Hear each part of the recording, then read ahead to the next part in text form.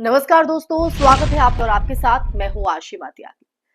दोस्तों, राजधानी दिल्ली, वही शहर जिसे हम भारत का दिल कहते हैं। दिल्ली है दिल वालों की, जहां से संविधान चलता है, कानून बनते हैं और सबका साथ सबका विकास जैसे जो नारे हैं उनकी गूंज सुनाई देती है।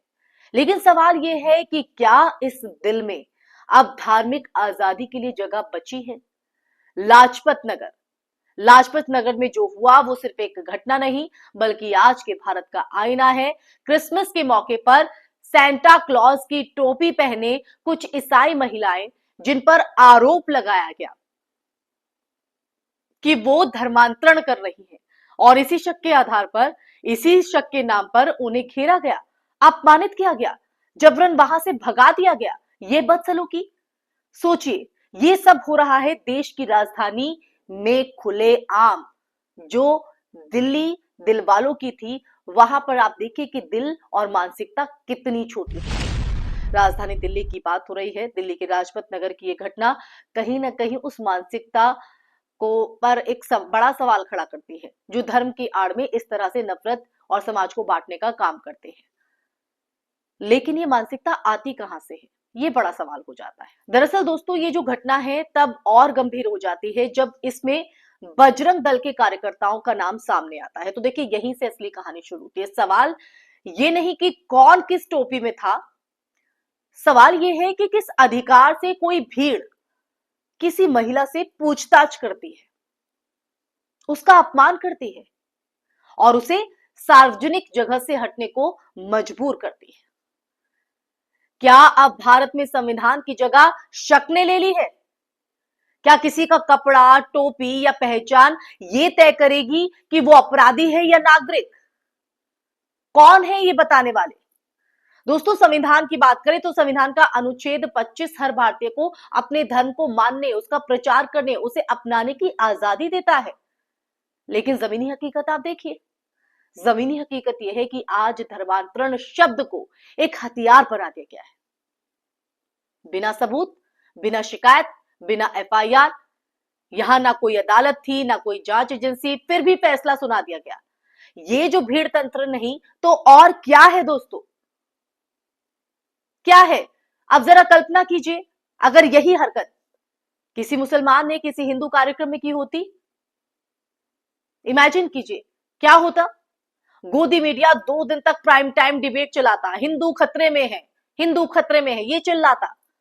सोशल मीडिया पर ट्रेंड चलता, देशद्रोही, जिहादी मानसिकता और न जाने क्या क्या। और पुलिस बिना देर किए लाठीचार्ज, गिरफ्तारी, यूएपीए तक की जो धमकी है वो यहां पर देती नजर आती। लेकिन यहां क्या हुआ? क्या हुआ यहां? ईसाई महिलाओं के साथ बदसलूकी, सार्वजनिक अपमान और फिर सन्नाटा, चुप्पी एकदम। यही है आज का सेलेक्टिव जस्टिस। ये सिर्फ धर्म का मामला नहीं है, ये महिलाओं की सुरक्षा का भी सवाल है। क्या किसी भी संगठन को यह अधिकार है दोस्तों कि वो महिलाओं को घेरकर उनसे सवाल करे, उनके साथ बदसलूकी करे? क्या राजधानी में महिलाएं अब सुरक्षित नहीं है अगर वो अल्पसंख्यक है? तो दिल्ली पुलिस की जो चुप्पी है वो कहीं ना कहीं एक संदेश साफ देती है कि कुछ लोगों के लिए कानून है और कुछ के लिए सिर्फ छूट है। आप कुछ भी करिए, आपको इजाजत है। भारत की ताकत उसकी डाइवर्सिटी रही है दोस्तों। क्रिसमस, ईद, दिवाली, गुरु पर्व, यही तो हमारी पहचान है ना। लेकिन आज एक खास विचारधारा ये तय कर रही है कि कौन सा त्योहार देशभक्त है और कौन सा साजिश। विडंबना है। सेंटा क्लॉज की टोपी तक अगर शक के घेरे में आप आ जाए तो आप समझ लीजिए, समस्या टोपी में नहीं, हमारे नजरिए में है, हमारी मानसिकता में है। सबसे खतरनाक बात यह है कि अब ये सब नॉर्मल किया जा रहा है। हर घटना के बाद ये कहा जाता है कि छोटी बात है, वीडियो अधूरा है। दोनों तरफ से गलती है।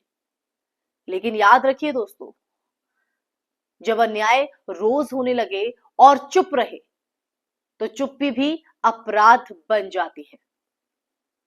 इसलिए दोस्तों, आज हम ये मुद्दा आपके बीच लेकर आए, ये पूरा सच आपको बताया कि दिल्ली जो कि देश की राजधानी है, देश का दिल है, वहां पर एक पढ़े लिखे लोग, कहते हैं कि पढ़े लिखे लोग रहते हैं, दिल्ली जाते हैं, शहर जाते हैं, वहां से जब इस तरह की तस्वीर सामने आती है तो आप सोचिए जो पिछड़े इलाके हैं, जो बैकवर्ड इलाके हैं, वहां क्या हाल होगा, वहां पर ये मानसिकता किस तरह से हावी होगी। तो दिल्ली की जो हकीकत है वो कहीं ना कहीं मन को झकझोरती है। इसीलिए मैं कह रही हूं कि हम जब चुप रहते हैं तो हम भी उस अपराध के सहभागी बन जाते हैं। तो आज दोस्तों सवाल सिर्फ ईसाई महिलाओं का नहीं है, सिर्फ उनका नहीं। सवाल यह है कि कल किसकी बारी होगी। आज सेंटा क्लॉज की टोपी है, कल किसी की दाढ़ी, किसी का तिलक, किसी का नाम। क्या दोहराए है इस बात से? इस बात से हम दोहराए नहीं कर सकते। अगर संविधान को भीड़ के हवाले कर दिया गया तो फिर कोई भी सुरक्षित नहीं रहेगा, ना बहुसंख्यक ना अल्पसंख्यक। राजधानी दिल्ली से उठी ये जो घटना है वो हमारे लिए चेतावनी है। हमें ये चेतावनी देती है या तो हम कानून के साथ खड़े होंगे या खामोशी के साथ। लेकिन दोस्तों मैं आपको यहां पर एक बात जरूर कहना चाहूंगी कि इतिहास गवाह है इस बात का, गवाह है कि खामोशी हमेशा जुल्म का साथ देती है। तो अब आप तय कीजिए कि आप खामोश रहेंगे, खामोश रहकर जुल्म का साथ देंगे, या आवाज को बुलंद करके इंसानियत के लिए खड़ा होंगे। नफरत का जहर यहां पर फैल रहा है, उस पर आप कहीं ना कहीं घात करेंगे। इसी के साथ दोस्तों इस चर्चा में फिलहाल के लिए बस इतना ही। ये चर्चा आपको कैसी लगी और ये जो पूरी घटना आपके सामने आई है, इस घटना पर आपके क्या विचार हैं? कमेंट सेक्शन में कमेंट करके जरूर बताइएगा। इस वीडियो को ज्यादा से ज्यादा शेयर कीजिएगा ताकि देश के हर नागरिक तक ये वीडियो पहुंच सके, ये सच पहुंच सके और उन्हें पता चल सके कि क्या हो रहा है देश के दिल यानी राजधानी दिल्ली। इसी के साथ आप लोगों से इजाजत लेना चाहूंगी, फिर हाजिर होंगे ऐसे ही सच का संवाद लेकर। तब तक के लिए अपना ख्याल रखिए। जय हिंद, जय भारत, नमस्कार।